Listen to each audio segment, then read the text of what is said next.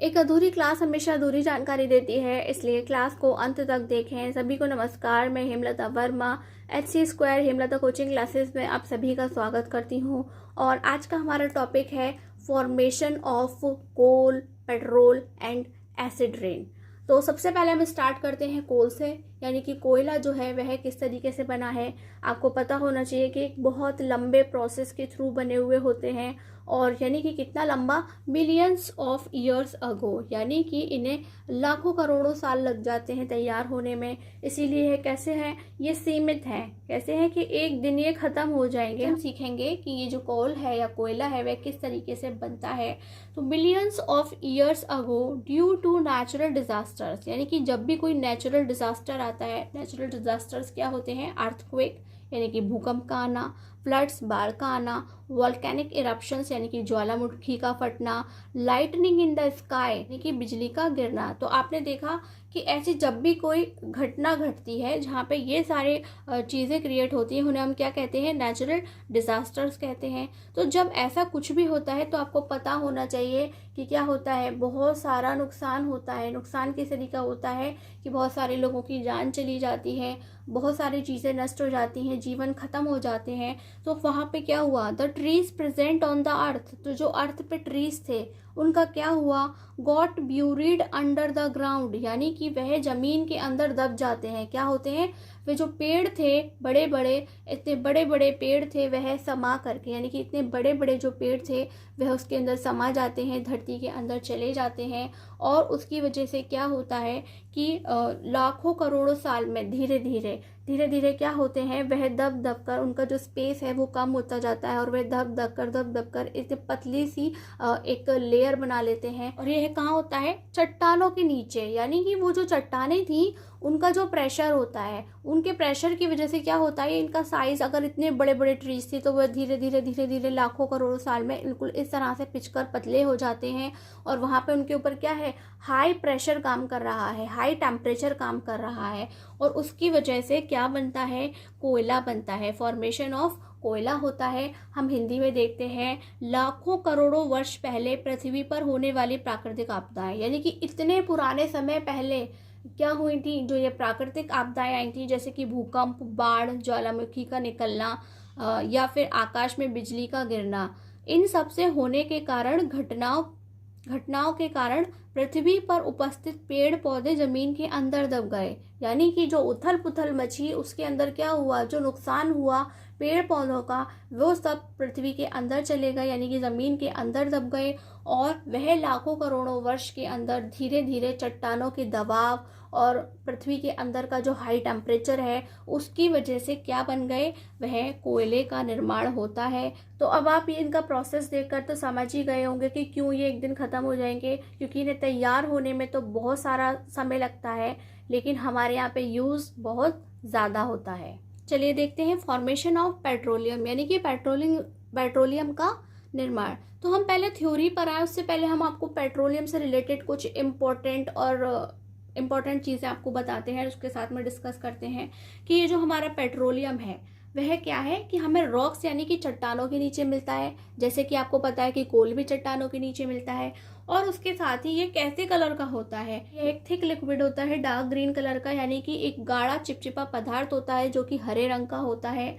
और यहाँ पे क्या होता है कि इसे और किन किन नामों से, जैसे कि पेट्रोलियम, इसका नाम जो है वह किस तरीके से पड़ा है, तो आप इसके पेट्रोलियम के दो टुकड़े कीजिए, पेट्रा प्लस ओलियम। तो जो पेट्रा होता है उसका अर्थ क्या होता है? चट्टान यानी कि रॉक, और जो ओलियम है उसका अर्थ क्या होता है? ऑयल, यानी कि यह किस तरीके का बना हुआ है कि चट्टानों के नीचे जो ऑयल तैयार होता है उसे क्या कहा जाता है? उसे पेट्रोलियम कहा जाता है। क्या कहा जाता है? चट्टानों के नीचे तैयार होने वाले तेल को पेट्रोलियम कहा जाता है। इसके अलावा हम इसे मिनरल ऑयल के नाम से जानते हैं। किसके नाम से जानते हैं? इसके अलावा इसे मिनरल ऑयल कहा जाता है, या इसे क्रूड ऑयल कहा जाता है। क्रूड ऑयल यानी कि इसे कच्चा तेल कहा जाता है।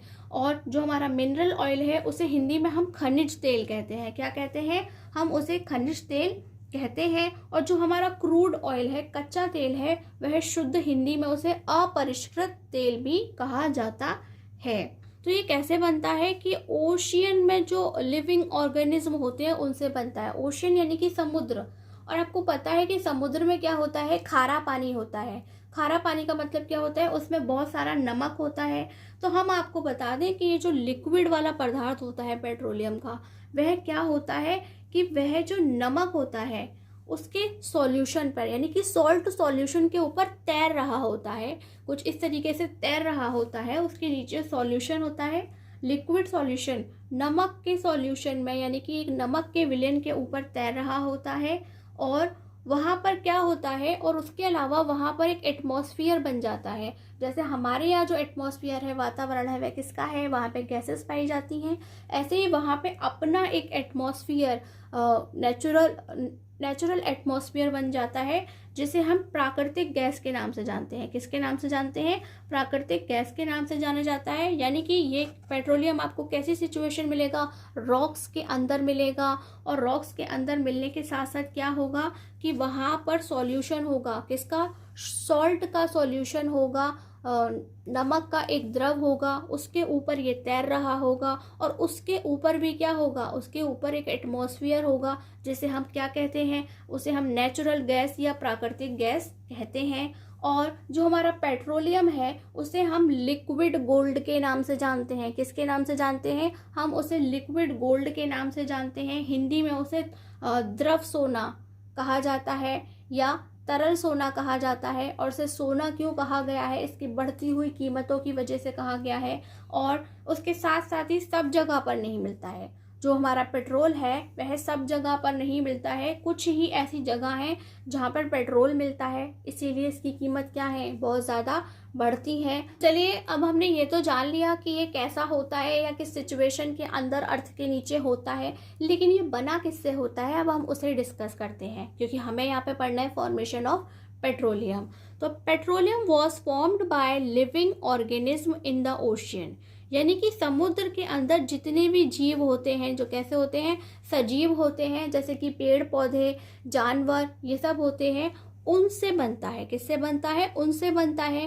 When these creatures died their bodies froze at the bottom of the ocean, यानी कि जब ये मर जाते हैं, यानी कि कोई पेड़ पौधा सड़ गया, समुद्र के अंदर जो पेड़ पौधे होते हैं वो सड़ गया, या समुद्र का कोई जीव जो है वह मर गया, और उसकी शरीर कहाँ है, वह चला जाता है समुद्र के तल में, बॉटम ऑफ द ओशन, वह ओशन के तल में चला जाता है। और क्या होता है, वहां पर फ्रोज हो जाता है, यानी कि वहां पड़ा पड़ा जम जाता है।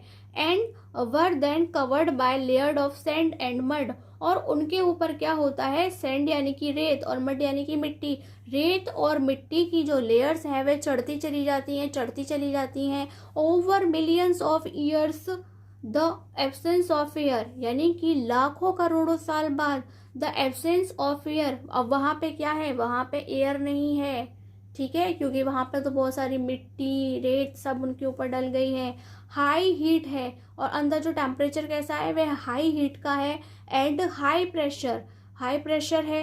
Converted dead organism into petroleum and natural gas, और उसकी वजह से एक तो वहाँ एयर नहीं है, हाई प्रेशर है, हाई टेम्परेचर है, और उन सब की वजह से वह क्या हो रहा है, वह जितने भी डेड ऑर्गेनिज्म थे, यानी कि जो भी प्राणी थे जो कि मर गए हैं, वह पेट्रोलियम में कन्वर्ट हो जाते हैं और नेचुरल गैस में कन्वर्ट हो जाते हैं। तो जैसे आपको मैंने बताया था ना कि नीचे जो है वह सॉल्यूशन है, उस सॉल्यूशन के ऊपर क्या है, तैर रहा है, पेट्रोल तैर रहा है, और उसके ऊपर भी क्या है, उसके ऊपर जो है वह गैस है। कौन सी गैस है, नेचुरल गैस होती है। चलिए हिंदी में देखते हैं।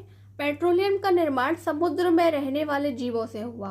तो आपने देखा पेट्रोल वहीं बनेगा जहाँ पे क्या होंगे, समुद्र होंगे, यानी कि समुद्र के अंदर जहाँ पर क्या होगा, जीव जो हैं। पेट्रोलियम का निर्माण समुद्र में रहने वाले जीवों से हुआ, यानी कि पेट्रोल कहाँ बनेगा, जहाँ पर समुद्र होंगे।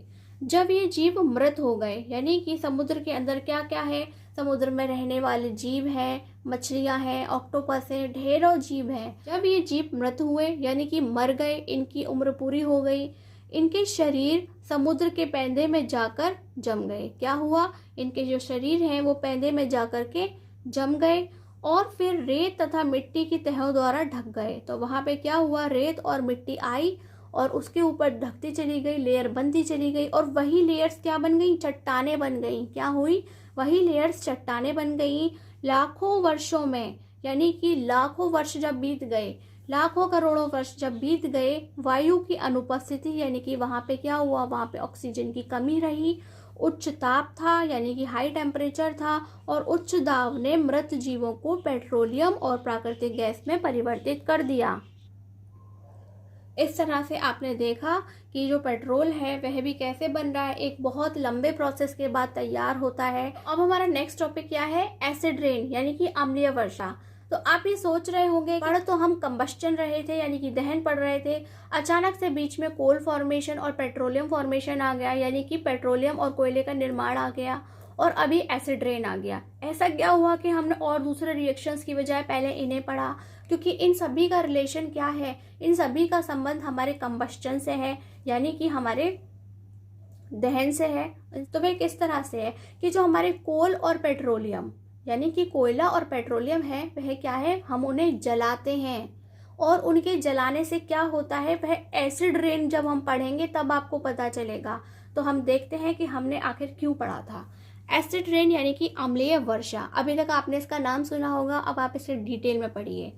On burning coal and petrol, यानी कि जब भी कोयला और पेट्रोलियम प्रोडक्ट्स को जलाया जाता है, SO2 and NO2 are given, यानी कि वहां से SO2 यानी कि सल्फर डाइऑक्साइड, NO2 यानी कि नाइट्रोजन डाइऑक्साइड जो गैस है वह निकलती हैं। SO2 reacts with water to form H2SO4, और जो हमारी SO2 है, एटमॉस्फेयर के अंदर क्या होता है, नमी होती है, क्या होती है, नमी होती है, मॉइस्चराइज होता है, उसमें क्या होते हैं, छोटे छोटे वाटर के मॉलिक्यूल्स होते हैं, ये उनसे रिएक्ट करके H2SO4 बना लेती है। H2SO4 यानी कि सल्फ्यूरिक एसिड कहा जाता है, क्या कहा जाता है, सल्फ्यूरिक एसिड बना लेती है। एंड जो हमारा NO2 है वो क्या कर रहा है, reacts with water to form HNO3, और वह उसी वाटर के साथ में रिएक्ट होकर के क्या बना रहा है, HNO3। HNO3 को क्या बोलते हैं, नाइट्रिक एसिड कहते हैं। और ये जो हमारे दोनों ही एसिड्स हैं वह कैसे हैं, स्ट्रॉन्ग एसिड्स हैं, और जो स्ट्रॉन्ग एसिड्स होते हैं वो हमारे लिए बहुत ही हानिकारक होते हैं। विच वेपोराइज टू फॉर्म क्लाउड्स, और वह भाप बनकर उड़ जाते हैं, वेपोराइज होकर के क्लाउड्स यानी कि बादल बन जाते हैं। And make acid rain, and make acid rain, और क्या करते हैं, अम्लीय वर्षा करते हैं। तो आपने देखा किस तरह से कोयला और पेट्रोल को जलाने की वजह से कितना प्रॉब्लम हो जाता है, एसिड रेन होती है, क्या होती है, एसिड रेन। तो आप कहेंगे इस सब में प्रॉब्लम की क्या बात है। देखिए मैं आपको बताती हूँ कि जो H2SO4 HNO3 है वह क्या है, हमारे स्ट्रॉन्ग एसिड्स है। स्ट्रॉन्ग एसिड्स सभी के लिए हानिकारक होते हैं, जितने भी हमारे लिविंग ऑर्गेनिज्म है, यानी कि जो सांस लेते हैं, जानवर हैं, पेड़ पौधे हैं, इंसान हैं, हमारी जो क्रॉप्स हैं, उन सभी के लिए ये बहुत हानिकारक होते हैं। यानी कि ऐसी बारिश जो होती है वह जहाँ पर भी जा कर के गिरती है उन सभी को, अगर वो पेड़ पौधों पर जा कर के गिर रही है तो वह उनको नुकसान पहुँचा रही है, अगर वो क्रॉप्स पे जा रही है तो यानी कि हमारे खाने पीने के सामान को खराब कर रही है, उनको नष्ट कर रही है, और अगर वह इंसान के ऊपर जाती है, इंसान के ऊपर गिरती है वही बारिश, तो उनको क्या हो जाती है, एलर्जी हो जाती है। तो इस तरह से ये जहाँ जहाँ भी जाएगी वहाँ वहाँ सबको नुकसान पहुँचाएगी। मिट्टी पे जाके गिर रही है, मिट्टी को खराब कर रही है। और ये सब हो किसकी वजह से रहा है, कि जो हम कोल और पेट्रोल को जला रहे हैं की वजह से ये सब कुछ हो रहा है। तो और इसके अलावा अब आप कहेंगे एसिड्स तो हम खाते भी हैं, जी हाँ हम एसिड्स खाते हैं, लेकिन वे सभी एसिड क्या होते हैं, वीक एसिड होते हैं। कैसे होते हैं, वीक एसिड होते हैं, जिन्हें हम खाते हैं और उन्हें भी हम बहुत थोड़ी मात्रा में ही खाते हैं। तो एसिड भी 2 टाइप्स के होते हैं, जो वीक होते हैं उन्हें हम खाते हैं, और जो स्ट्रॉन्ग होते हैं हम उनसे हमेशा दूर रहते हैं। जैसे कि क्या है, H2SO4 HNO3, ये क्या होते हैं, काफ़ी हार्मफुल होते हैं। ये जब भी किसी लिविंग ऑर्गेनिज्म के कांटेक्ट में आएंगे तो क्या होगा, उन्हें नुकसान पहुंच जाएगा। हिंदी में देखते हैं, कोयला और पेट्रोलियम जलने पर SO2 व NO2 देते हैं। तो आपने देखा जब हमने कोयला या पेट्रोलियम को जलाया तो वहाँ से SO2 यानी कि सल्फर डाइऑक्साइड और NO2 यानी कि नाइट्रोजन डाइऑक्साइड देते हैं। और ये जो SO2 है वह जल से क्रिया करके, कैसे, जो एटमॉस्फेयर के अंदर वातावरण में जो हर समय नमी होती है उनसे वह रिएक्शन करके क्या बना लेती है, H2SO4 बना लेती है, यानी कि सल्फ्यूरिक अम्ल बना लेती है। क्या कहते हैं इसे हम, सल्फ्यूरिक अम्ल कहते हैं। और जो NO2 है वह जल से क्रिया करके HNO3 बनाती है, यानी कि नाइट्रिक अम्ल बनाती है। और यही जो हमारी दोनों H2SO4 और HNO3 होते हैं, वह क्या होते हैं, वह भाप बनकर उड़ जाते हैं, यानी कि बादल बन जाते हैं। और यही बादल एक दिन बरस करके क्या करते हैं, अम्लीय वर्षा करते हैं, यानी कि एसिड रेन करते हैं। और जिसकी वजह से क्या होता है, जितने भी सजीव प्राणी हैं, पेड़ पौधे हैं, हमारी फसल है, मिट्टी है, या पानी के जो स्रोत हैं, आपने देखा ना कि जैसे कि रिवर है, कुएं हैं, सब जगह जाके क्या कर रही है, सभी को खराब कर रही है, कि हमारे लिए बहुत ज़्यादा हानिकारक हैं। क्योंकि यह सभी कैसे हैं, ये प्रबल अम्ल हैं। क्या आप कहते हैं कि हम एसिड्स को खाते हैं, तो हम आपको बता देते हैं कि जिन एसिड्स को हम खाते हैं वह दुर्बल अम्ल होते हैं। क्या होते हैं, वह दुर्बल अम्ल होते हैं। दुर्बल यानी कि काफ़ी कमज़ोर होते हैं, और उन्हें भी हम थोड़ी ही मात्रा में खाते हैं तभी हम ठीक रहते हैं। बहुत अधिक मात्रा में हम उनका भी सेवन नहीं करते हैं। तो इस तरह से आपने देखा कि आखिर हमारा कोयला, पेट्रोल और हमारी अम्लीय वर्षा थी, यानी कि कोल, पेट्रोलियम और हमारे एसिड रेन थे, वे किस तरह से हमारे कंबस्चन से रिलेटेड थे, यानी कि वह दहन से जुड़े हुए थे। इसलिए हमने बाकी प्रॉपर्टीज़ को डिस्कस करने की बजाय पहले इन सारे फैक्ट्स को पढ़ा है। और ये सभी क्वेश्चंस बहुत बहुत इम्पॉर्टेंट है, ये सभी टॉपिक्स बहुत ज़्यादा इम्पॉर्टेंट है, एग्जाम्स में पूछे जाते हैं और हमारी रियल लाइफ से कनेक्ट होते हैं। और जो भी चीज़ें हमारी रियल लाइफ से कनेक्ट होती हैं उनके बारे में जानना बहुत ही ज़रूरी होता है, तभी हम आगे चल करके अपने बच्चों को इसका जवाब दे सकते हैं। आपको पता होगा कि बच्चे कैसे होते हैं, बहुत ही क्यूरियस होते हैं, उनके मन में बहुत सारे सवाल आते हैं, और उनके जवाब आप कहाँ से लाएंगे, जब आपने खुद पढ़ा होगा, खुद जाना होगा, तभी तो आप उनके जवाब दे पाएंगे। इसलिए आपको ये सब जानना बहुत ज़रूरी है। तो आज की ये क्लास आपको कैसी लगी हमें ज़रूर बताएं, और प्लीज़ कमेंट ज़रूर किया करें। आप कमेंट करते हैं तो हमें बहुत खुशी होती है, और जिस तरह से हमारे पास में व्यूज़ आ रहे हैं और हमारी क्लासेस को देखा जा रहा है, उसके मुकाबले में हमारी क्लासेस पर लाइक और कमेंट्स बहुत कम हैं। और जो एक एक क्लास है उसे तैयार करने के लिए हमें बहुत मेहनत करनी पड़ती है। प्लीज़ यदि आप एक क्लास देख रहे हैं तो आप उस पर एक लाइक और कमेंट तो ज़रूर दें, जिससे हमें बहुत खुशी होगी। और आज की ये क्लास आपको कैसी लगी हमें ज़रूर बताएं, और ये क्लास आपको अच्छी लगी हो तो प्लीज़ क्लास को लाइक करें, इस पर कमेंट करें, और आप इसे शेयर करें। आप अपनी फैमिली और फ्रेंड्स के साथ में इसे शेयर कर सकते हैं, स्टूडेंट्स के साथ में आप शेयर कर सकते हैं, या जो कॉम्पिटिटिव एग्जाम्स की तैयारी कर रहे हैं उनके साथ में आप इन्हें शेयर कर सकते हैं। और आज की क्लास में बस इतना ही। नमस्कार, धन्यवाद।